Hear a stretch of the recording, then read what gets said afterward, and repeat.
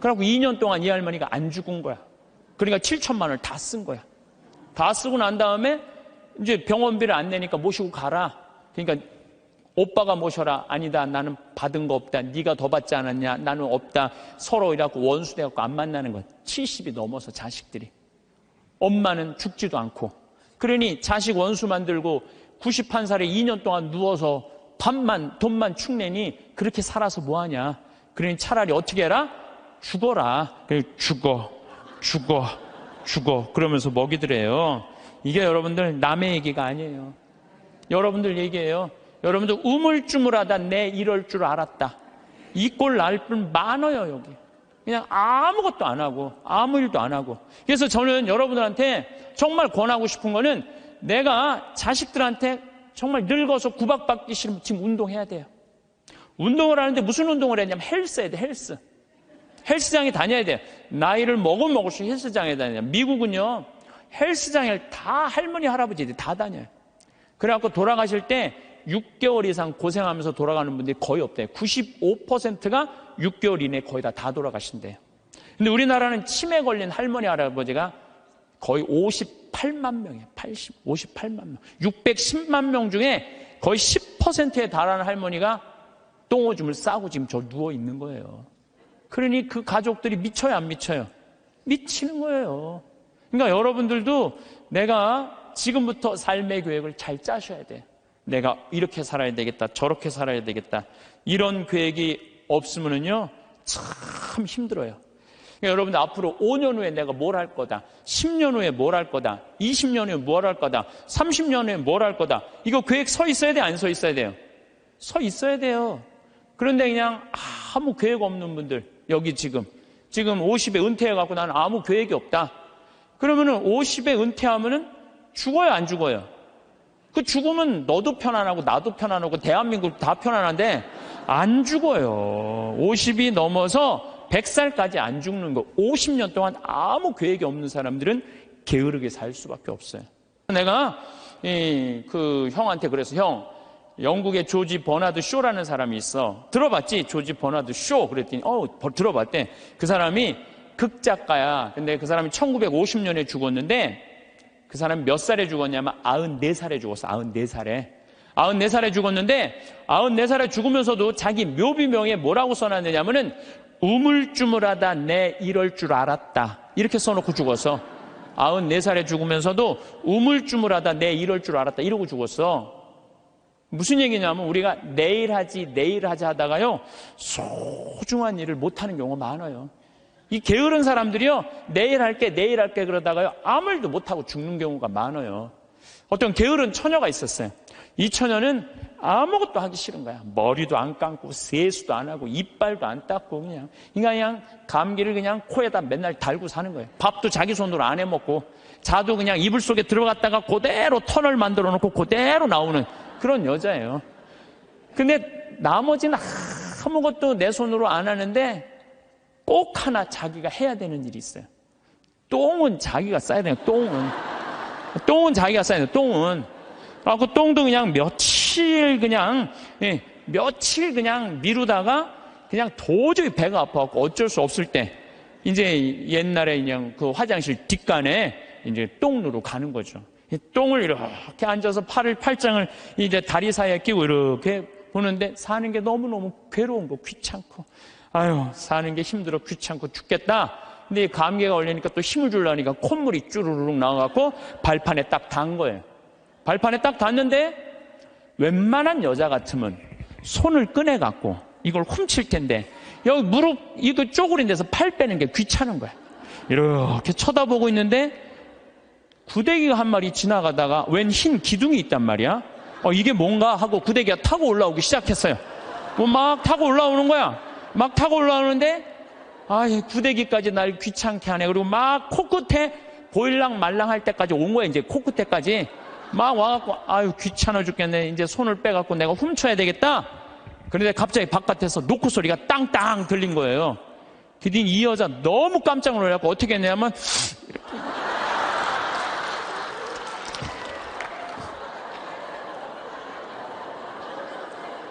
우물쭈물하다가 그러는 경우 참 많아요. 우물쭈물하다가 큰 코 닥치는 사람들 많아요. 오늘 제가 여러분들하고 나눌 이야기는 회개와 용서라는 주제보다는 죄에 이르는 길이라는 주제로 얘기를 나누고 싶어요. 어떻게 하면 우리가 죄 짓고 살 수 있나, 그런 주제를 가지고 얘기를 하도록 하겠습니다. 여러분들, 세상에 살면서 우리가 죄 안 짓고 살 수 있는 사람 있을까요, 없을까요? 이 세상 사는 한 죄 안 짓고 살 수 있는 사람은 단 한 사람도 없어요. 저는 죄 질 것 같아요, 안 질 것 같아요? 저도 져요. 저도 져요. 제가 평택에 처음에 32살 때 본당 신부로 나갔을 때 교우들이 거의 4,000명이 넘었어요. 32살에 4,000명이 넘는 본당 신부를 했으니까 얼마나 잘하고 싶겠어요. 주일날 미사가 끝나면은 대미사 한 1,000명 정도 미사 참여로 왔어요. 그러면은 그 미사 끝에 성당 마당에서 그 교우들 손 한 번씩 잡아주려고 그참 한 분도 안 빼고 손을 잡아주면서 눈 마주치면서 일일이 말은 다 못했지만 눈으로 잘 지냈느냐, 잘 지내라, 이런 마음으로 눈인사까지 다 했어요. 그런데 어떤 경우는 또 교우가 손을 붙잡고 지난주에 뭐 우리 집 애가 아파서 병원에 갔다 왔다 뭐 이런 얘기를 하면 또 그 얘기 들어줘야 되잖아요. 그래갖고 이렇게 제가 이렇게 얘기를 들어주면서도 귀는 그분 얘기를 듣고 눈은 지나가는 분들 계속 인사를 이렇게. 그래서 저는 제 나름대로 최선을 다해서 교우들 사랑의 마음을 전했다고 생각을 했어요. 근데 다음 주에 고해소에 들어와갖고 자매 하나가 막 우는 거예요. 신부님, 왜 나를 무시하느냐? 내가 돈이 없어 무시하냐? 아니면 사회적 지위가 낮아서 무시하냐? 내가 세상에서까지 무시받는데 성당에 와서까지 무시를 받아야 되느냐? 아니, 그게 무슨 말씀이냐고? 그러면은 이 자매가 하는 말이, 왜 지난주에 내 인사를 안 받냐? 남들 인사는 다 받고. 참, 저는 나름대로 교우들한테 다 한다고 했는데 그 와중에도 내가 그분의 인사를 받지 않았기 때문에 그분은 일주일 동안 내가 미웠던 거야. 내가 믿기도 하고 내가 성당에서 신부님한테 내가 이렇게 무시를 당하고 살아야 되나 굉장히 괴로웠던 거죠. 그래서 내가 그 고해 성사에 머리를 뒤지고 하는 말이 있어요. 그래, 사는 게 죄다. 사는 게 죄야. 사는 게 죄예요. 어떨 때 보면 이쁜 것도 죄예요. 이쁜 것도. 성당에 이쁜 여자 나오잖아요. 그럼 마음 산란해요. 이쁜 것도 죄야. 또 이쁜 여자가 또 그냥 거기서 그냥 막 성당에서 그냥 활동도 하고 막 빛이 나면은요, 더 미운 거죠. 나는 왜 저렇게 이쁘게 태어나지 못했을까? 어떨 때 보면은 이쁜 것도 죄예요. 여러분들은 성당에 열심히 나오고 싶어요. 자녀들 손잡고 남편하고 같이 행복하게 성가정 이루고 살고 싶어. 예수, 마리아, 요셉이 이룬 성가정, 여러분 다 그런 꿈이 있죠?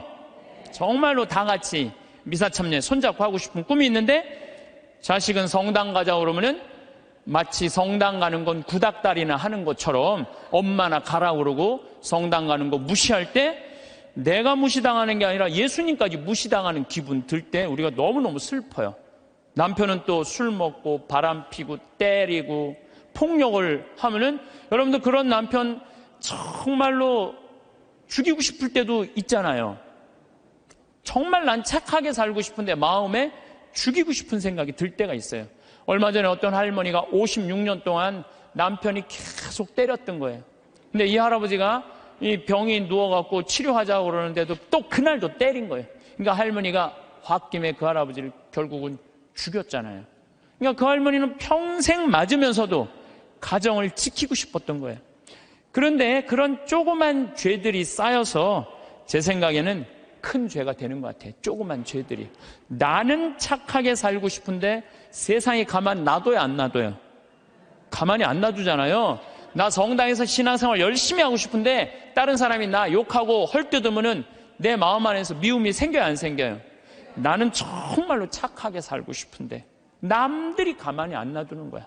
또 보이스피싱 있잖아요. 이 금쪽 같은 아들이 서울 가서 공부 잘하고 있는데 갑자기 전화가 한 통 온 거예요. 지금 아들이 교통사고가 나갖고 지금 병원에 내가 데려다 준 사람이다. 이 응급실에 있는데 수술 안 하면은 죽는다. 빨리 돈 좀 보내라. 아니, 아들이 죽는다는데 묻지도 따지지도 않고 어떻게 해요?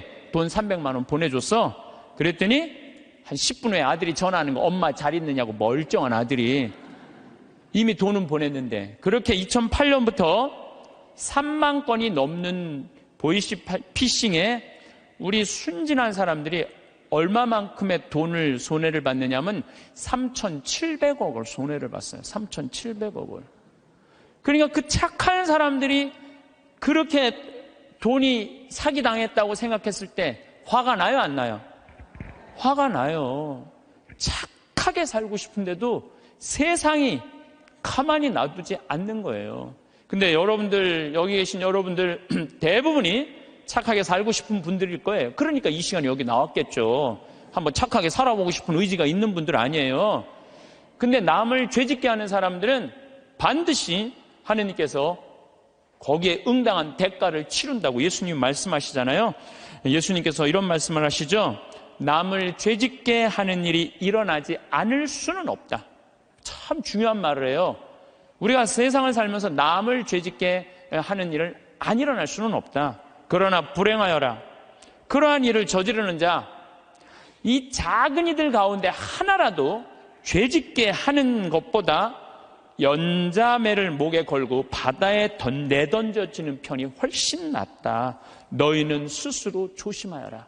우리 이 세상 살아가면서요, 나도 죄를 안 짓고 살아야 되지만 나로 하여금 다른 사람이 죄를 져서는 안 된다는 거예요. 그래서 항상 죄에 대해서 경계를 해야 되는 거죠.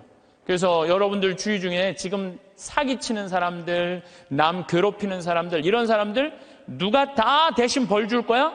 하느님께서 대신 다 벌 줄 거예요. 그래서 여러분들이 직접 벌 주지 마세요. 누구한테 미뤄? 하느님한테 미뤄. 하느님이 좀 알아서 좀 해달라고. 그래서 이 세상에서 제일 회개시키기 힘든 사람이 어떤 사람이냐면은 자기는 죄 지은 게 하나도 없고 다 남 탓이라고 생각하는 사람. 마누라 실컷 두들겨 패고 난 다음에 당신 마누라 때리면 안 된다고 그럴 때 나는 잘못한 거 하나도 없다. 저 마누라가 잘못해서 내가 두들겨 팬 거다. 이런 사람은 회개시킬 수가 없어요. 그러니까 여기 계신 분들 중에 나는 지금 잘하고 있는데 남들이 잘못돼갖고 내가 죄를 짓는 거다. 내가 때리거나 이러는 거다. 이거 큰 위험에 빠진 분들이에요. 옛날에 러시아에 신부님이 한 분 계셨어요. 이 신부님은 이렇게 시내 본당 신부님이었어요. 근데 이렇게 가정방문 아침에 나가고 병자성사를 나갈 때 보면 그 앞에 몸 파는 여자들이 그냥 성당 앞에 시내니까 쫙 있었어요.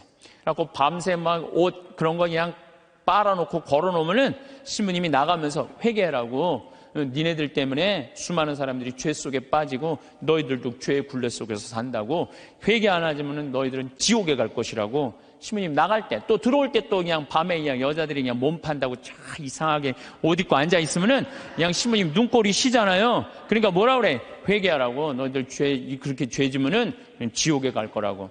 그래서 신부님이 평생 그 여자들한테 회개하라고 얘기를 했어요. 그래도 이 여자는 먹고 살아야 되니까 그냥 신부님이 그럴 때마다 눈물을 흘리고 회개를 했어요. 그런데 신부님이 그렇게 열심히 하늘나라 선포하다가 돌아가셨어요. 돌아가셨는데 신부님이 돌아가신 날 그 성당 앞에서 맨날 몸 팔던 여자도 같이 죽은 거야. 똑같은 날.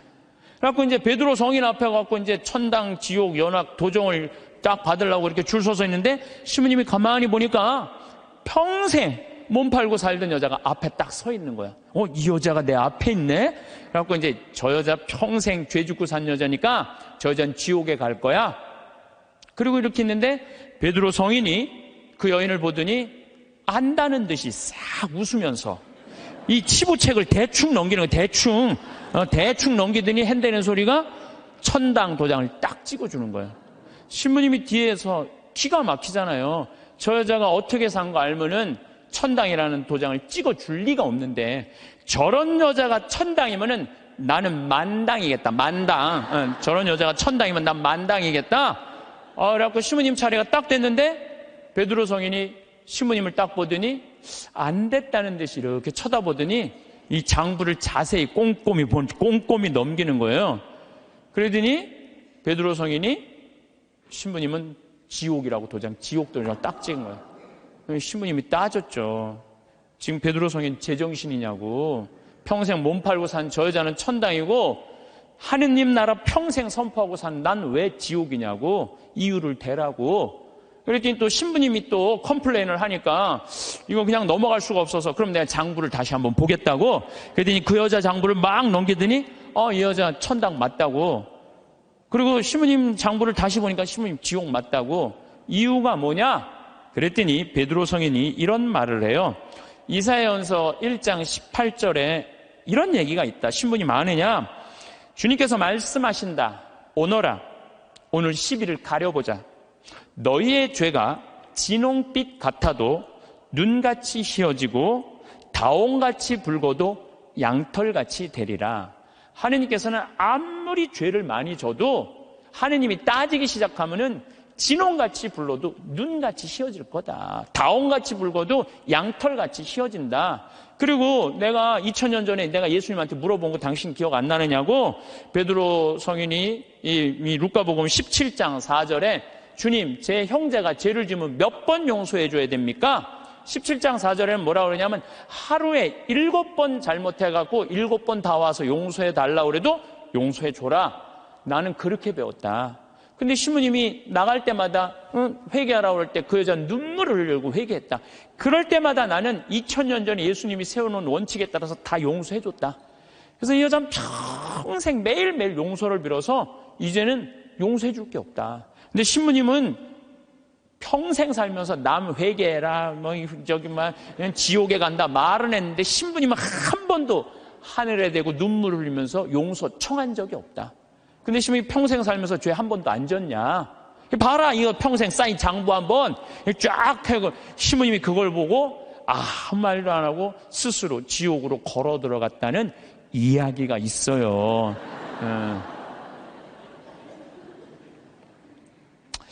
인간으로 태어난 이상 우리가 죄를 안 짓고 살 수는 없습니다. 근데 제가 이렇게 가만히 보면요, 시골에서 사는 분보다는 도시에서 사는 분들이 죄를 훨씬 더 많이 져요. 시골에는요, 죄 질 일이 거의 없어요. 제가 우리 평창 읍내 이렇게 저녁에 나가보면은요, 여기 도시에 와보면 막 빙글빙글 막 이상한 이발소 막 돌아가는 거 천지잖아요. 우리는 하나도 없어요, 그런 게. 죄 짓고 싶어도 질 수가 없어요, 죄 짓고 싶어도. 그리고 우리 시골은 밤에 이렇게 낮에도 마찬가지예요. 읍내에 나가면은 신호가 한 2개, 3개 있는데 아무리 늦게 떠나도 빵빵거리는 사람이 없어요. 근데 내가 오늘도 서울에 와서 강의하지만 1초만 늦게 출발해도요, 빵빵빵빵 그래요. 이게 사람 사는 동네인지 또 아래층, 위층 또 층간소음 때문에 서로 싸우고 스트레스하고 그냥 설날 그냥 아래층 사람들이 위층에 그냥 찾아온 자식들 다 죽이고. 이게 도시에서 살면 살수록 죄를 많이 짓는 것 같아요. 시골에서 사는 것보다는.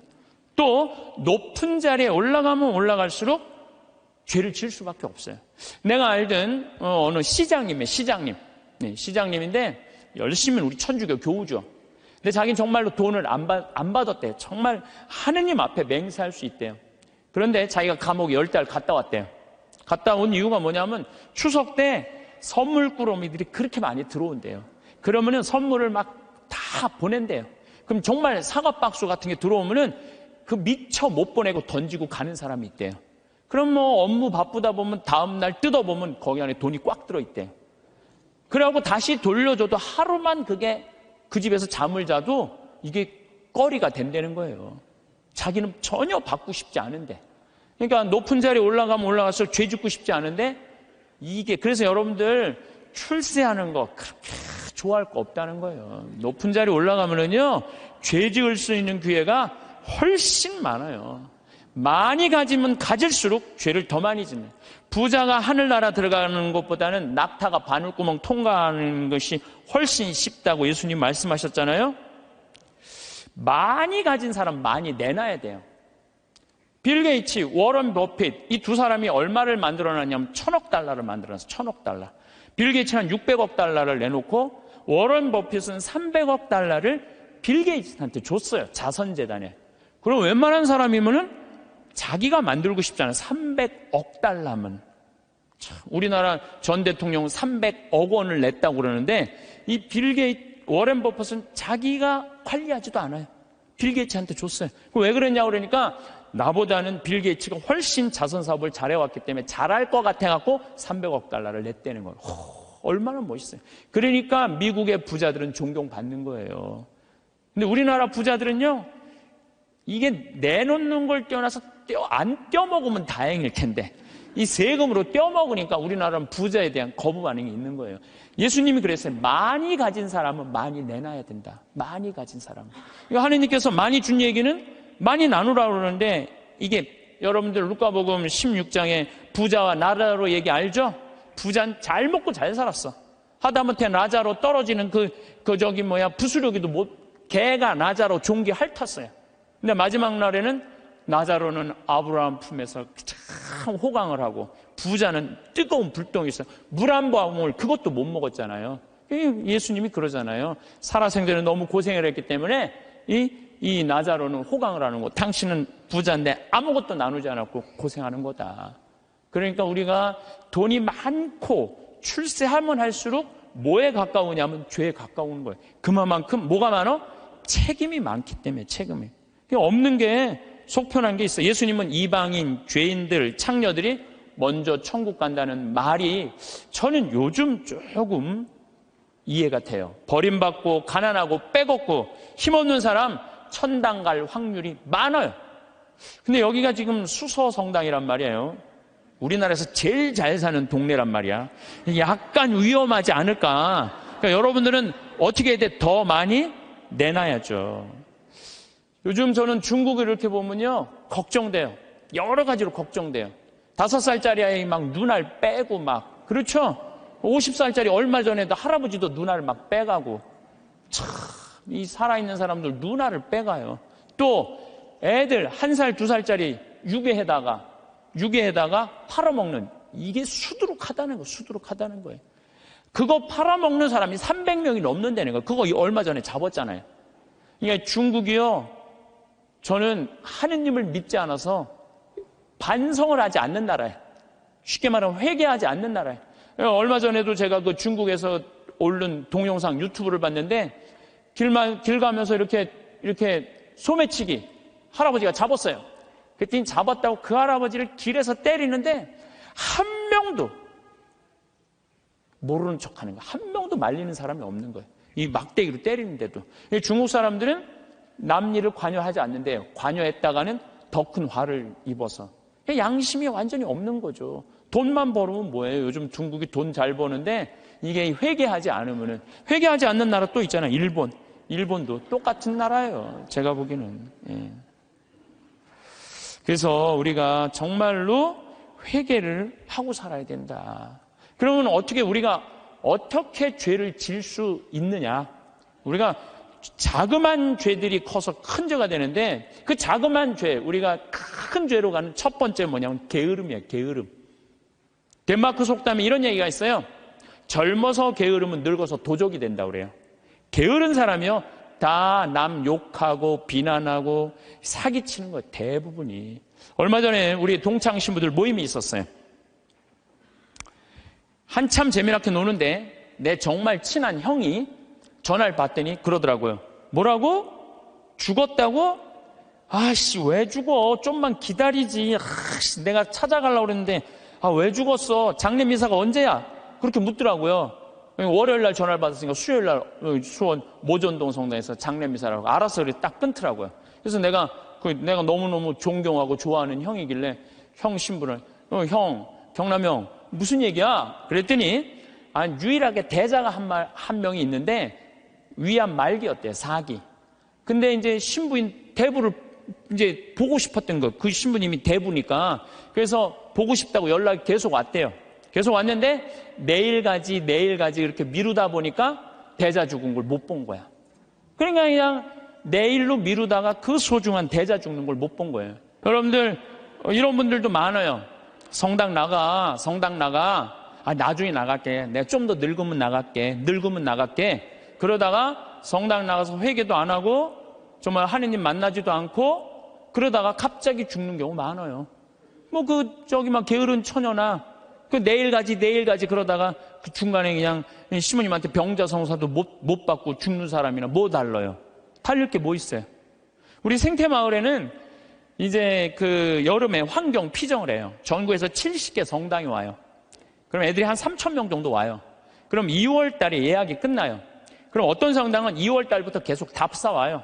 답사 오고 프로그램 확인하고 선생님, 신부님, 수녀님들이 다 와갖고 궁금한 거 있으면 다 물어봐.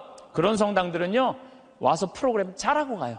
근데 어떤 성당은 답사도 안 오고 전화도 안 하고 프로그램 문의도 전화 안 해.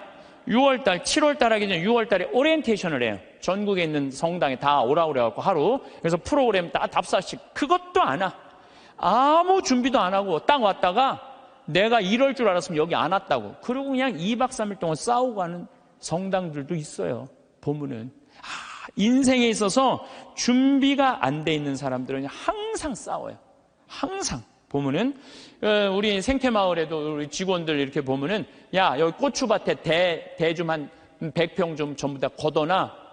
저녁에 와보면 안 걷어놨어. 그럼 왜 안 걷어놨어? 태풍이 온다고 그랬다. 누가 일을 시켰다. 계속 핑계를 대요. 그럼 내가 잘라요. 게으른 사람은 어떻게 했어요?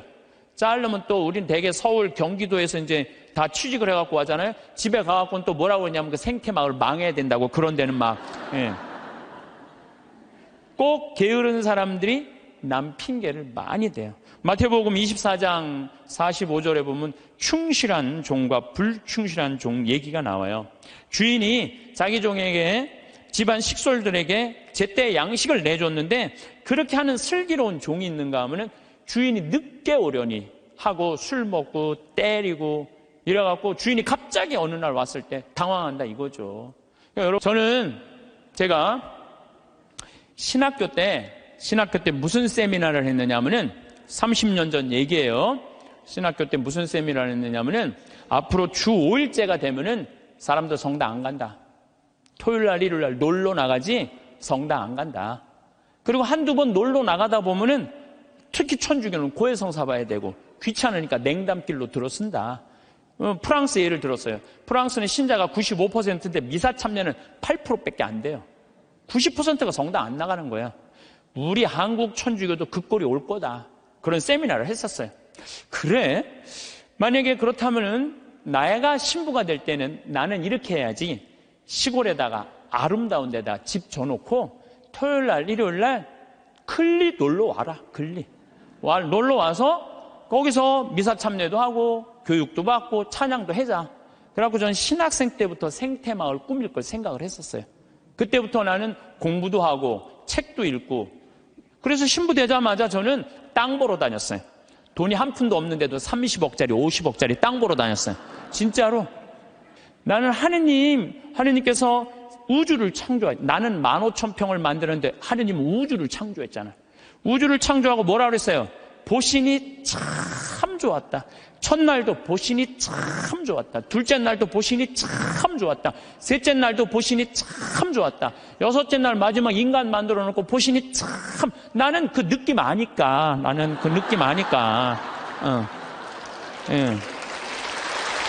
이게 내가 이제 이 평창 생태마을을 꾸며놓으니까 교우들도 많이 오고 그랬더니 이제 주교님께서 저를 부르시더니 수원 교구에 15만 평이 있다는 거예요. 여주에. 거기를 생태마을로 꾸미라는 거예요. 그래서 요즘 제가 그 생태마을 꾸미느냐고 진짜 바빠요. 그러니까 그냥 하루가요 금쪽 같아요. 15,000평 꾸미는데 15년 걸렸는데 15만 평 꾸미려면 몇 년이 걸릴 것 같아요. 이제 경험도 있고 나름대로 이제 역량도 생겼으니까 거기 한 10년 정도는 충분히 꾸밀 것 같아요. 그러니까 저는 60살 때까지 할 일이 줄을 서서 기다리고 있는 거예요. 그러니까 게으를 시간이 없는 거예요. 게으를 시간이. 근데 이번 3월 달에 아프리카 잠비아를 갔는데 80만 평의 농토를 수녀님들이 갖고 있더라고요. 근데 2만 평밖에 안 한 거. 2만 평밖에. 그래서 수녀님 왜 이 넓은 농토를 다 풀밭으로 그냥 황무지로 놔두고 왜 2만 평밖에 농사를 못 짓느냐? 그랬더니 신부님 기계가 아무것도 없는데 손으로 한 사람이 최대한 농사 지을 수 있는 게 1000평이에요. 1000평. 거기 한 20명 되는데 20명이 다 줘봐 2만 평밖에 못 하는 거. 기계 살 돈이 없다는 거예요. 그래서 내가 수녀님한테 약속을 했어요. 수녀님, 내가 한국에 가갖고 포크레인, 트랙터, 경운기 다 사서 보내줄 테니까 걱정하지 말아라. 내가 내년에는 이 80만 평 완전히 농장으로 만들어주겠다. 그렇게 약속을 그냥 하고 왔어요, 제가. 그냥 하고 왔는데, 아니, 여기 딱 한국에 와갖고 제가 강의 때 몇 번 얘기했어요. 좀 도와줬으면 좋겠다. 한 2억 정도면 될 것 같으니까 여러분들 도와줬으면 좋겠다. 근데 교우들이 또 우리 절에 다니시는 분들, 교회 다니시는 분들까지 보내주는 거예요. 근데 3억이 들어왔어. 난 2억이면 되는데 굳이 3억까지 들어와. 3억. 그런데 막상 포크레인을 사고 트랙터를 사고 경운기를 사고 이래 보니까 딱 3억이 드는 거예요. 그러니까 하느님 계산하고 내 계산하고는 달랐던 거예요. 하느님은 3억인데 제가 왜 2억이라고 그럴까? 하느님이 3억을 보내준 거죠. 근데 요즘은 시절이 좋아갖고 택배로 다 가요. 그래서 내가 오늘 인천항에 가서 내일 이제 택배로 가는 거 축성 다 해주고 그리고 왔어요. 그러니까 이제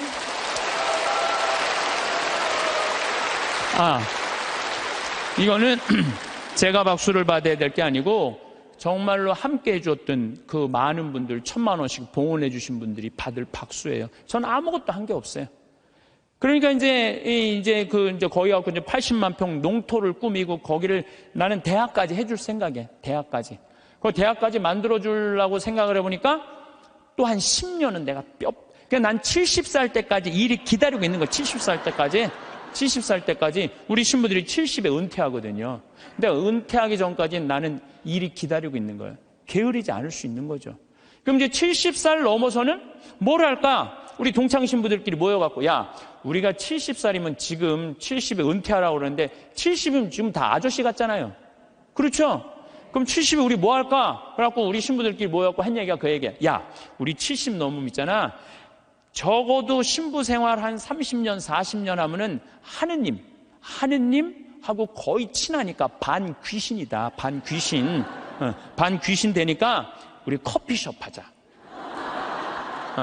커피숍에서 커피 마시러 오는 사람들, 정말 힘들고 고통스러운 교우들 얼마나 많으냐. 근데 본당 신부님 바쁘니까 면담도 못하고 커피 타주면서 너 면담하면 앉아서 면담해주고 우리 동창이 20명 되니까 하루에 돌아가면서 해봤자 일주일에 하루만 나가서 일하면 되는데 우리 요즘은 사주팔자 커피숍도 많더라. 야, 우리 신부들도 은퇴해갖고 그거 해주자. 제가 그런 얘기 해요. 사도 바오로가 데살로니가 후서 2서 3장 16절에서 15절에 이런 얘기를 해요. 무질서하게 살아가면서 우리에게서 받은 전통을 따르지 않는 형제는 누구든지 멀리 하십시오. 우리는 여러분과 함께 있을 때 무질서하게 살지 않았고 아무에게서도 양식을 거저 얻어먹지 않았으며 오히려 여러분 가운데 누구에게도 폐를 끼치지 않으려고 수고와 고생을 하며 밤낮으로 일하였습니다. 사도 바오로도요, 하느님을 전하면서도 교우들한테 폐 끼치기 싫어갖고 어떻게 밤낮으로 그물 짜는 일을 했다는 거예요. 그물 짜는 일. 사람은요, 일을 해야 돼요. 일 안 하는 사람들이 다 남 탓하고 남 비난하고 이러는 사람들, 일 안 하는 사람들이, 사실 우리는 여러분 곁에 있을 때 일하기 싫어하는 자는 먹지도 말라고 거듭 지시하였습니다. 일하기 싫어하는 사람은 먹지도 말라 이거예요. 그런데 듣자 하니 여러분 가운데 무질서하게 살아가면서 일은 하지 않고 남의 일에만 참견만 하는 자들이 있다고 합니다. 일 안 하면 할 일이 없는데 뭐 할 것 같아요? 참견하는 거예요. 여러분들 50, 60 넘어갖고 부부싸움 왜 하는 줄 알아요? 남편들하고 부부싸움 왜 하는 줄 알아요? 할 일이 없으니까. 싸우는 일밖에 없는 거예요. 그냥 아내 반찬을 왜 이렇게 했느냐, 청소를 이렇게 했냐, 그냥. 그러니까 젊었을 때 그냥 제발 일찍 퇴근하라고 그래도 그냥 일찍 집에도 들어오지 않더니 늙어선 굳이 집에 들어오지 않아도 되는데 그냥 때 따라 철 따라 그냥 집에 들어와갖고 그냥 일이 없으니까 챙겨내는 게 일이. 그런 사람들에게 우리는 주 예수 그리스도의 이름으로 지시하고 권고합니다.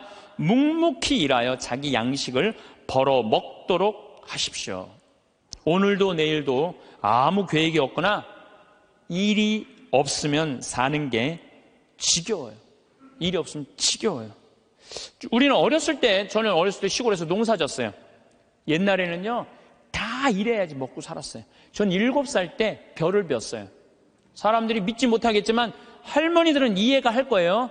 7살 때 벼를 베었어요. 벼를 베고 아버지가 꼭 이 뒤에다가 꼭 볕단을 한 단씩 져줬어요. 그럼 그걸 지고 집에까지 갔었어야 돼. 그걸 지고 가면 목이 얼마나 따가운지 몰라요. 그래갖고 지금도 기억이 난다니까. 논두렁에 내가 이렇게, 그게 무거우니까 기대고 한 얘기가 있어. 아유, 사는 게 이렇게 힘드네. 이렇게. 그러니까 옛날에는요, 중고등학교, 학교도 못 다녔지만은 옛날에는요, 애들이 10살, 15살 다 일했기 때문에 문제 있는 애들이 없었어요. 근데 요즘은요, 아버지만 일해도 다 먹고 살아. 나머지는 일을 안 해도 돼. 근데 학생은 뭐가 전문이에요? 뭐가 일이에요? 학생한테는 공부가 일이죠. 그런데 여러분들 이걸 알아야 돼요. 대한민국 이 병을 고쳐야 돼요. 애들이요, 중학교 1학년 때까지는 따라가요, 공부를. 근데 중학교 2학년만 되면 못 따라가요. 갑자기 함수, 2원 1차 연립 방정식 이런 게 막, 미지수 이런 게 막 나와요. 그러니까 애들이 이해를 못하는 거예요. 중학교 2학년만 되면은. 영어도 막 관계 대명사, 관계 부사. 내가 2학년 교과 과정을 다 이거 강의하는 거 뽑아봤어. 나도 모르는 게 많더라고. 나도 모르는 게. 그러니까 중학교 2학년 애들은요, 몸은 크지 이해는 안 되지. 엄마는 공부하라고 그러지. 학교 가면은 수업 시간에 알아듣는 건 하나도 없지. 신경질이 나요, 안 나요? 그러니까 이 중학교 2학년 애들이 무서운 거예요. 그래서 무서운 거. 얘네들이 얼마 전에도 중학교 2학년 애가 선생님한테 욕을 하고 그냥 신경질 하는데 창문을 깨갖고 그냥 여기 붕대를 감고 왔더라고. 중학교 2학년이요, 무시무시해요. 얼마 전에 미국에서도 중학교 2학년 애 총 쏴서 선생님 죽였잖아요. 북한이 왜 전쟁을 못 일으켜요? 중학교 2학년 애들이 무서워서 전쟁을 못 일으켜요. 얘네들이 무슨 일을 할 줄 몰라갖고. 여러분 혹시 자녀들 중에 중학교 2학년, 걔네들 무서워요. 중학교 2학년 애들. 요즘은 그 운전면허인데도 초보 운전 이거 안 써붙인대잖아요. 차지에다가 중2 타고 있음 이것만 써붙이면 그냥 아무도 안 건드려. 아무도. 그러니까 중학교 2학년 때부터 어떤 일이 벌어지느냐면은 중학교 2학년, 3학년, 고등학교 1, 2, 3학년 5년 동안 이해 안 되는 상태에서 5년을 학교를 다니는 거예요. 그러니까 이때부터 뭘 하느냐면 게임을 하는 거예요. 이때부터 게임을 하는 거예요. 그건 이해가 되니까. 게임은 이해가 되잖아요. 몇 번만 하고. 그리고 시험을 한 번 못 보면 그걸로 끝나지만 게임은 한 번 실패해도 다음에 다시 기회 줘요, 안 줘요? 머리만 살면 계속 기회를 주잖아요. 그러니까 애들이 게임에 미치는 거예요. 그러니까 5년 동안 게임을 하면은요, 정상적인 애들이 거의 없어요. 근데 독일은요, 딱 7학년제로 해갖고 중학교 2학년 딱 나이 돼갖고 얘가 공부를 이해를 한다. 그럼 인문계 학교로 보내요. 공부를 이해 못한다. 그럼 기술학교로 보내요. 기술학교로. 얘네들은 스트레스 받을 일이 하나도 없는 거야. 우리나라는 이해하는 놈이나 못하는 놈이나 다 고등학교 3학년 때까지 가는 거야. 이제 내일 모레 이제 수능 볼 때까지 다 같이 가는 거야. 수능 볼 때까지. 그러니까 5년 동안 얘네들이 다 학교 폭력에, 왕따에, 자살에 수많은 문제들을 일으키는 거예요. 공부 못하는 애들은요, 학교 가갖고 운동을 하든지 아니면 내가 지금 잠비아에 트랙탑 경운기 포크레인 보내듯이 트랙탑 경운기 포크레인을 배우든지. 그럼요, 걔네들 절대 문제 일으키지 않아요. 일이 없으니까. 학교에 가갖고 일이 없으니까 얼마나 지겹겠어요. 거기다가 그냥 학원 밤까지. 그러니까 애들이 미치는 거예요. 그러니까 요즘 애들이 제정신 있는 애들이 별로 없는 거죠. 그래서 제가 항상 드리는 말씀이 그거예요. 고등학교 3학년 여러분들 자녀들 가운데, 고등학교 3학년 자녀들 가운데 애는 착해. 등치는 산만하고 머리가 안 돌아가. 그런 애들은 우리 생태마을에 취직시키세요. 우리 생태마을에 지금 농장도 10명이 필요하고 주방도 10명이 필요해요. 왜냐하면은 농장에요, 천지가 돈이에요. 여러분 고개만 돌리면 천지가 돈이에요. 왜? 이 10월 1일부터 한 20일까지 깻잎 따거든요. 깻잎만 작년에 우리가 5천만 원어치 깻잎을 담아서 팔아요. 그러면은 2억 원어치를 따도 2억 다 팔아요. 근데 딸 손이 없는 거야. 딸 손이. 깻잎 끝나고 나면 콩잎, 이 콩잎 누런 거 이거 이거 다 돈이에요. 다 돈이에요. 그것만 따갖고 된장 속에 박아두면은 서울 사람들 그것만 먹으면 이거 어디서 사느냐고. 다 돈이야, 다 돈.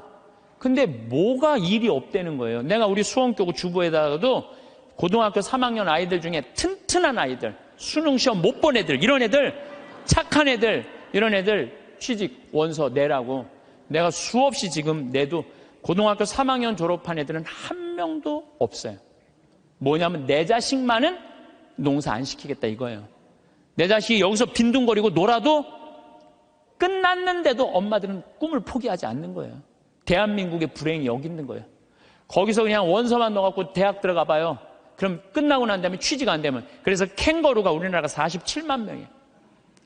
엄마의 그 뱃속에서 25, 30살이 됐는데도 직장을 못 구하고 그냥 집에서 엄마 뱃속에서 그냥 거기서 용돈 받아갖고 쓰는 애들 캥거루가 47만 명이래. 47만 명.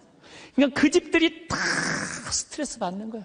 죽이느니 원수니 너 같은 걸 낳고 내가 미역국을 끓여 먹은 내가 미친놈이라는 둥 뭐 이런 일들이 벌어지는 거예요. 저는 그래서 이런 생각이 들어요. 지금 시골에 우리가 농민들이 한 350만, 한 360만 정도 되는데 다 70, 80, 90의 나이가 취직 그 집에 다 테란이에요. 다. 지금 20대들 놀고 집에서 컴퓨터 게임 이거 하는 애들 전부 다 거기 취직시키라는 거예요.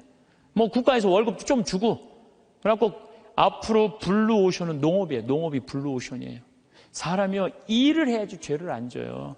일하는 사람은요 남 탓할 시간 없어요. 남 핑계 댈 시간 없어요. 일이 막 하는 사람들 하루하루가 금쪽 같은데 남 욕할 시간이 어딨어.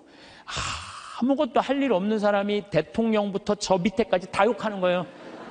온갖 거 다 참견하면서 다 일 없는 사람들이 남 욕하는 거지 일 있는 사람은요 남 욕할 시간이 없어요. 그래서 우리가 진짜 무서운 거는 일을 안 하는 거다. 요즘 일하고 싶어도 일자리가 없다고들 하는데 우리나라들 중소기업, 농촌 천지가 일손이 모자라요. 우리 형님도 뭐 큰 형님도 한 40명 정도 공장에서 데리고 일을 하는데 우리나라 아이들은요 일주일만 하면 다 내던지고 간대요. 그러니까 우즈베키스탄, 파키스탄 뭐 이런 데서 방글라데시 얘네들 쓸 수밖에 없다는 거예요. 나도 한번 공장에 가보니까 다 까만 애들이 그냥 눈이 그냥 하얀 애들이 막 이런 애들이 다 일을 하더라고요. 그러면서도 우리는 일자리가 없다고 이러니 이게 얼마나 얼마나 답답하냐 이거예요. 여러분들 섹스피어는 이런 얘기를 해요. 잠자는 거인보다는 부지런한 난장이가 낫다로래. 아무리 능력이 뛰어난 자라도 부지런한 사람을 이길 수가 없어요. 그러니까 여러분들 자녀들 중에 대학을 나왔어. 최고의 교육을 받았어. 근데 일을 안 하면요 아무 소용이 없는 거예요. 고등학교, 중학교 나왔지만 열심히 일하면요 얘네들이 훨씬 낫다는 거예요. 근데 우리나라는 노동의 신성한 가치를 꼭 펜대를 굴려야지 훌륭한 사람이란 이 머릿속에 이 게으름 때문에 대한민국이 죄 속에 드는 거예요. 저는요 무슨 성폭력, 뭐 학교폭력, 뭐 자식이 부모 죽이고 노름하고 게임하고 다 뭐 때문에 일이 없어서 일만 하면요 이런 죄들 싹 없어져 싹 없어져. 우리 저기 뭐 농장 직원들이 하는 얘기가 있어요. 해만 지면 잔다는 거지. 아무 생각 없이 사는 거야. 아무 생각 없이 해만 지면 그냥 밭에 나가서 그냥 일하고 그냥 해만 지면 자고 다음날 일어나고 또 해만 지면 자고 해만 지고 자. 얼마나 좋아요. 근데 아침부터 아무 할 일이 없어. 힘은 흘러 넘치는데 어떻게 했어요? 죄질 수밖에 없는 거죠. 그래서 작은 죄들이 모여서 큰 죄가 되는 거예요. 그래서 첫 번째 우리가 경계해야 되는 건 게으름이에요. 게으름. 여러분들도 레지오를 하든지 연령회를 하든지 호스피스 봉사라든지 헬스라든지 수영장을 다니든지 등산을 다니든지 일을 해야 된다는 거예요. 처음엔 기대조차 하지 않았습니다. 하지만 보면 볼수록 놀라운 경우가 있습니다. 그 사람에게서 느낀 첫인상과 다른 느낌을 받는 그런 경우입니다. 살면서 정말 많은 사람을 만나다 보면 나이가 들수록 다른 사람과는 달리 유독 고급스럽고 속칭 귀티가 나는 사람들이 있습니다. 저도 그런 분들을 가끔 보는데요. 예전에 만났던 사람들 중에 나이는 저보다 어리지만 함부로 대해지지가 않고 마음이 숙여지는 사람이 있었습니다. 그래서 참 이상하다. 이 사람의 어떤 점이 이렇게 만드는 걸까 궁금했습니다. 보통 경제적인 여유나 외적인 부분에서 귀티난다 이렇게 말하기도 하는데 그렇게 잘생기거나 예쁜 외모도 아니었습니다. 이처럼 외적으로는 평범하지만 대화를 나누면서 상대방에 대한 호감이 높아진 경우가 한 번쯤은 다들 있으실 겁니다. 그런데 이런 분들을 오래 지켜보다 보니 공통적인 특징이 있었습니다. 어떤 사람들이 이렇게 귀티가 나는 걸까요? 우리도 이러한 특징들을 알고 자신의 것으로 만든다면 누구나 귀티를 가질 수 있습니다. 현재의 모습은 과거에 내가 마음먹었던 것들과 행동한 것들이 누적되어 온 결과입니다. 마찬가지로 지금부터라도 귀티나는 마음가짐과 행동을 쌓아간다면 나이를 먹을수록 귀티나는 사람이 될 것입니다. 여러분은 귀티나는 사람인가요? 이 영상을 보고 계신 분들은 적어도 마음만은 귀티나는 사람이 될 준비가 된 것입니다. 귀티나는 사람이 되는 방법은 돈 버는 습관과도 비슷한 부분이 많은데요. 이 영상을 끝까지 시청하신다면 더 자신감 있는 노후를 보내시게 될 것입니다. 나이 들수록 고급스럽고 귀티나는 사람들의 특징 6가지 바로 시작하겠습니다. 첫 번째로 귀티나는 사람들은 그들이 하는 말에서부터 느껴집니다. 인간관계에서 대부분의 사건은 말에서 생기지요. 그럼에도 불구하고 이 말의 중요성을 인식하지 못하고 함부로 말을 내뱉는 분들도 굉장히 많습니다. 말끝마다 욕을 하거나 경박한 비속어를 자주 쓰는 사람이 귀티가 나진 않겠죠. 보통은 말을 강조하거나 재미있게 하려고 비속어를 쓰기도 하는데 제가 본 귀티나는 사람들은 상스러운 단어를 거의 사용하지 않더라고요. 욕이나 상스러운 말, 불쾌한 말투는 직접적으로 사람의 격을 떨어뜨립니다.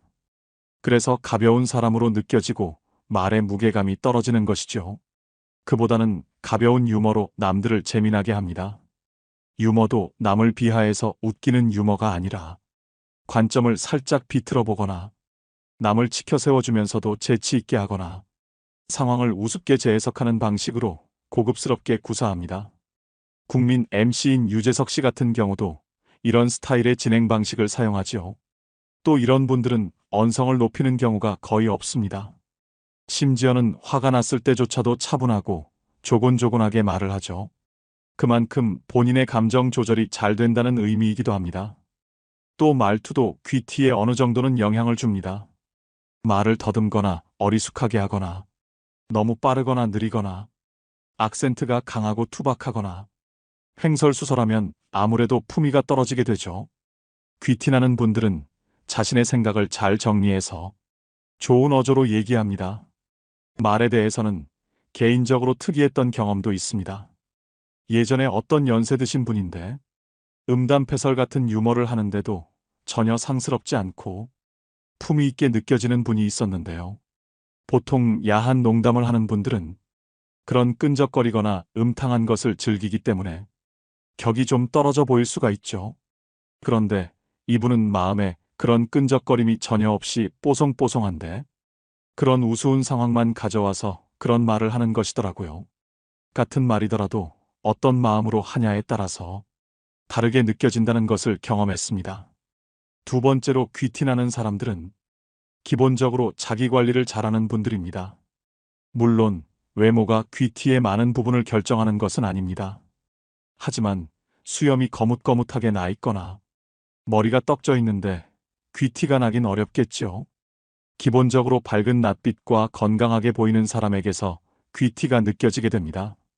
이런 것들은 꾸준한 자기관리에서 드러나게 되는데요. 폭식이나 야식을 하지 않고 건강한 음식을 먹는 습관, 잠을 일정한 시간에 잘 자는 습관 등이 모여서 그 사람의 외모를 결정하게 됩니다.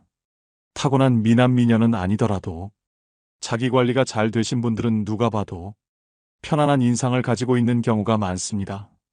결국 자신의 마음 상태가 얼굴에 그대로 드러난다는 것입니다. 또 귀티나는 사람은 외모와 옷차림이 깔끔하고 단정합니다. 비싼 명품이나 보석을 걸쳐 풍기는 화려함과는 전혀 다른 은은한 고급스러움입니다. 그리고 때와 장소에 맞게 옷을 입습니다. 상견례나 결혼식, 명절 등 어느 정도 격식을 갖추어야 하는 자리에 색이 바랜 셔츠나 보풀이 일어나 지저분해 보이는 옷을 입고 간다면 귀티와는 멀어 보일 것입니다. 실제로 옷차림에 따라 사람의 걸음걸이나 행동도 달라진다고 합니다.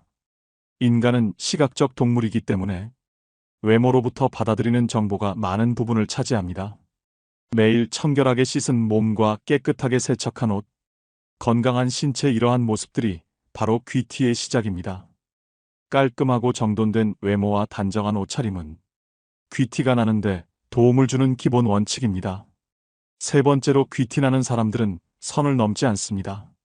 세상을 살아가다 보면 각 사람들에게 어떤 선이 있음을 느끼게 됩니다.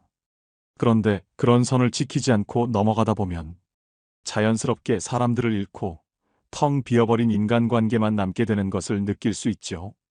우리는 때론 아무렇지도 않게 너무 상대방에게 직설적으로 이야기하는 경우가 있습니다.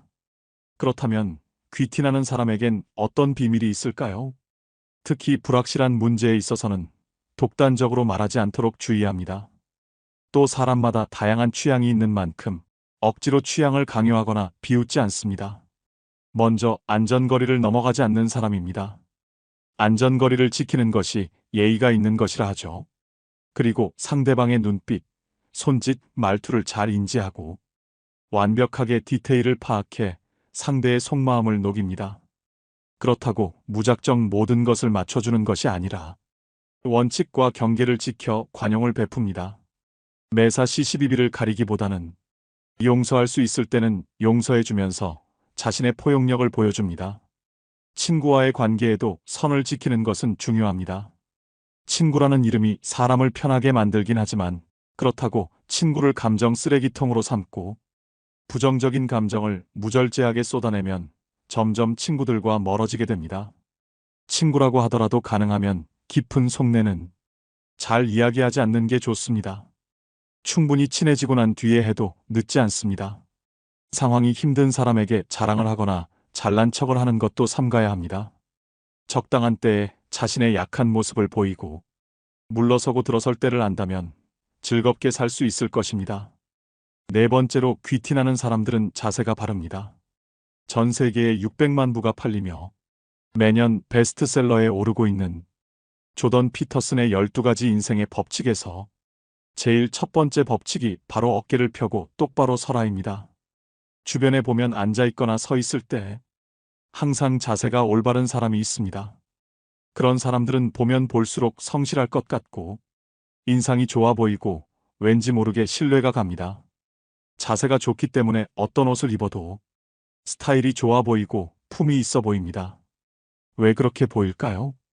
다들 아시겠지만 바른 자세를 계속 유지하는 건 결코 쉬운 일이 아닙니다. 바른 자세를 유지하기 위해 계속 신경 쓰고 노력하는 것입니다.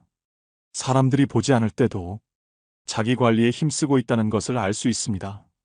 만약 생각과 마음이 의기소침해져 있더라도 바른 자세를 유지한다면 시간이 지나면서 생각과 마음도 회복되면서 귀티나는 분위기로 바뀔 것입니다. 다섯 번째로 귀티나는 사람들은 남의 험담은 아껴서 듣습니다. 어느 날 친구들과 함께 모인 자리에서 한 친구가 다른 친구를 향한 험담을 시작했습니다. 그 순간 우리 모두는 어쩔 수 없이 그 말에 귀를 기울입니다. 하지만 그 말이 사실인지 아니면 과장된 이야기인지는 아무도 확신할 수 없었습니다. 만약 그 험담이 과장된 이야기라면 어떨까요? 그럼 우리는 그 사람의 단점을 과장해서 듣게 되고 반대로 그 사람의 장점은 축소되어 보일 것입니다. 이렇게 되면 그 사람에 대한 인식은 왜곡되게 됩니다. 이런 상황에서 귀티나는 사람들은 어떻게 행동할까요? 그들은 남의 험담을 아껴서 듣습니다. 그들은 그 말이 사실이든 과장이든 간에 그것을 그대로 받아들이지 않습니다. 그렇다면 귀티나는 사람들은 남 험담하는 자리에서 어떻게 행동할까요? 결코 이 자리에 없는 사람 얘기는 그만둡시다처럼 말하지 않습니다. 이런 말은 말한 사람에게 굴욕감을 안겨 다른 문제를 일으킬 수 있습니다. 그들은 분위기를 냉랭하게 만들지 않습니다. 그러나 험담에 휩쓸리지 않습니다. 일단은 신중하게 듣고 때로는 고개를 끄덕여줍니다. 그러나 결코 비난의 대열에 합류하지 않습니다. 대신 자연스럽게 화제를 다른 곳으로 돌릴 여지를 찾습니다.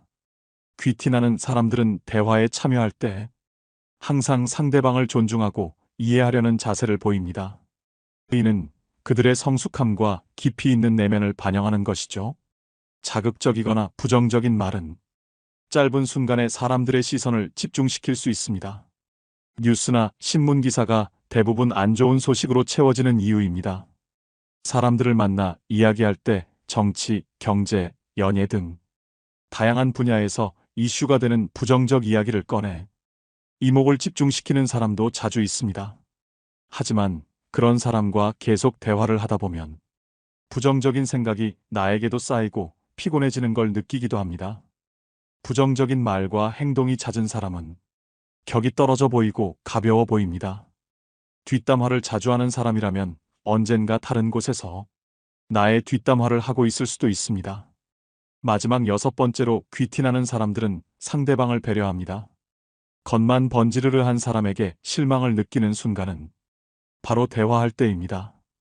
귀티나는 사람은 대화할 때 상대방을 배려하고 맞추려고 합니다. 함부로 사람을 대하지 않고 자기 말을 많이 하기보다는 상대방 말을 더 많이 듣는 자세로 대화를 합니다. 그러면 상대방은 내가 존중받고 있구나 라는 느낌을 받으며 귀티라는 매력을 느끼게 됩니다.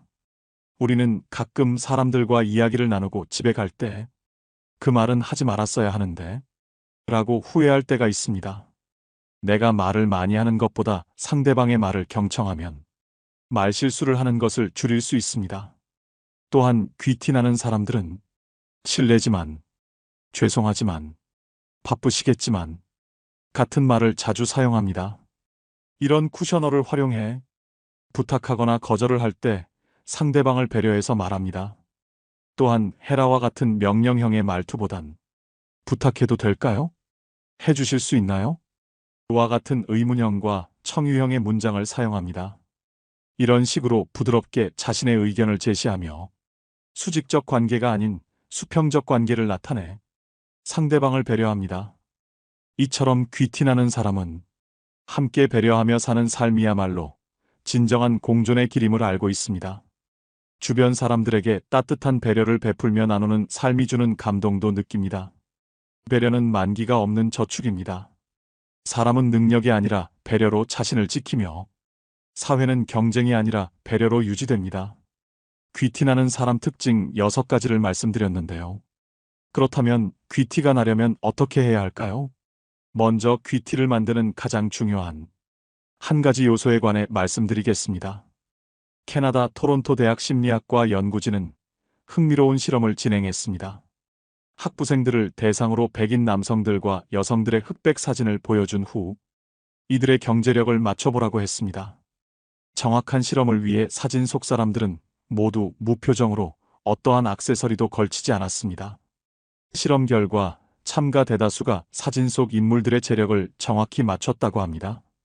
니콜라스 룰 교수는 표정을 짓거나 액세서리를 하지 않아도 그 사람이 풍기는 인상에 삶의 흐름과 경험이 반영되어 있어서 이를 통해 상대방이 유추할 수 있다고 설명했습니다.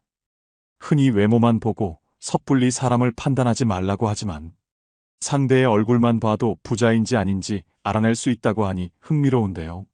자신이 믿는 애티튜드가 인생을 긍정적으로 만들어준다는 것에 동의하시나요? 행동이 바뀌면 얼굴이 바뀌듯 얼굴이 바뀌면 그에 맞춰 행동도 변한다는 사실도요. 살아온 환경과 살면서 겪은 일들이 그 사람의 인상을 만드는 중요한 요소라는 말입니다. 이 인상은 어떻게 만들어지는 걸까요? 반드시 거쳐야 하는 한 가지는 바로 마음입니다. 내 마음이 어떻게 받아들이느냐에 따라 인상이 변합니다. 매사 부정적이거나 스트레스가 생겼을 때 조절하는 것이 습관이 되면 인상은 점점 더 나빠질 것입니다. 반면 긍정적으로 생각하거나 스트레스를 줄이는 방법을 터득한다면 결과는 달라집니다. 귀티를 낼 수 있는 구체적인 3가지 방법이 있습니다. 첫 번째, 학습입니다.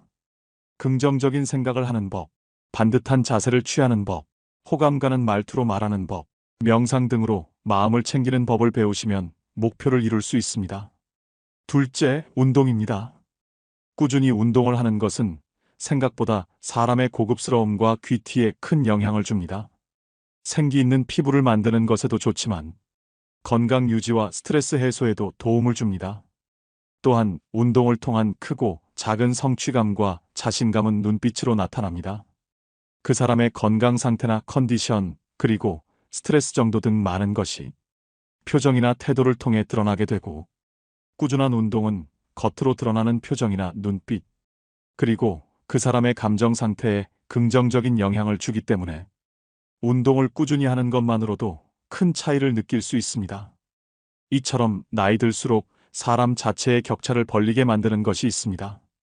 바로 자기 관리하는 사람과 아닌 사람의 차이입니다.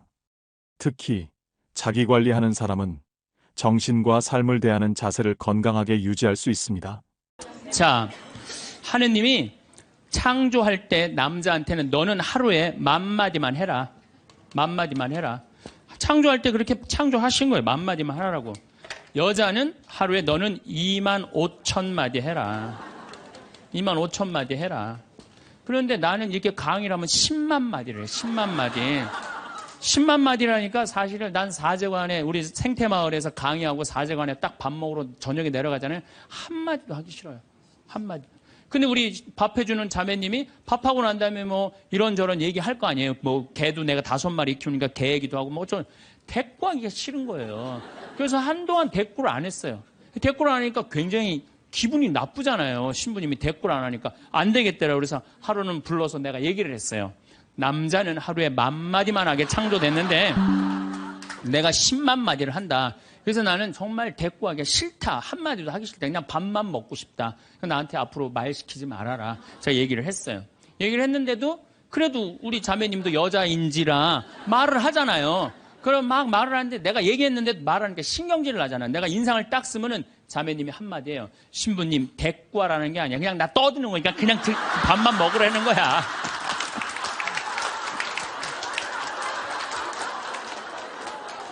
그런데 남자들은 옛날에 사냥하던 버릇이 있어서 시각이 터널형 시각을 갖고 있어요. 멀리 사슴을 발견해야 돼. 곰도 발견해야 되고. 그래서 멀리 이렇게 쪼여서 보는 습관이 있어요. 남자들은. 멀리 있는 걸 잘 봐요. 남자들이. 그런데 요즘 남자들이 사냥을 해요? 안 해요? 안 해요. 쪼여 보는 습관은 있는데 사냥을 안 하니까 요걸 남자들이 어디다 쓰냐면 잔치집에 가면은 이쁜 여자가 있으면 그걸 쪼여서 봐요. 금방 누구한테 들켜요? 마누라한테 들키는 거예요. 이쁜 여자 처음 보냐고. 어떻게 알았지? 왜 몰라? 이렇게 쪼여서 보고 있는데. 그래서 참 재미난 통계가 있어요. 부부가 같이 잔치집에 가면 남자는 3명 내지 4명밖에 모르는데 온 사람. 그 사람 왔었어? 이런데요. 나는 뭐 기억이 없는데? 기억이 없지. 당연히 이거 쪼이고 계속 보고 있었으니까. 근데 여자는 시각이 180도라 다 본대요. 다. 그 남자 넥타이를 몸에 고왔고 시계를 못 차고 왔는까지 다 한다는 거예요. 여자. 그래서 보통 정신적인 바람을 피는 걸 보면은 남자는 3명 정도 피는데 여자 한 30명 정도 이미 피고 들어와요. 또 말귀를 못 알아듣는 사람도 너무 많아. 아까도 말씀드렸지만 우리 생태마을에 전화해갖고 많은 분들이 그렇습니다. 거기 생태마을이죠? 네, 생태마을입니다. 생태 팔아요. 이런 분들 너무 많아요. 생태 팔아요. 그래서 우리는 생태 파는 데가 아닙니다. 그러면 그쪽에서 뭐라 그러냐면은 황태만 취급하세요. 그래요. 황태만 취급하세요. 그래서 우리는 생태 파는 데도 아니고 황태 파는 데도 아니고 천주교 피정집입니다. 그러면은 저쪽에서 뭐라고 그러냐면은 피족에만 취급하신다고요? 말귀 못 알아듣는 경우 참 많은 것 같아요. 그래서 서로 갈등이 생겨요. 똑같은 말을 듣고도 완전히 다르게 알아듣는 경우도 너무너무 많아요. 아니 신부님이 강론 때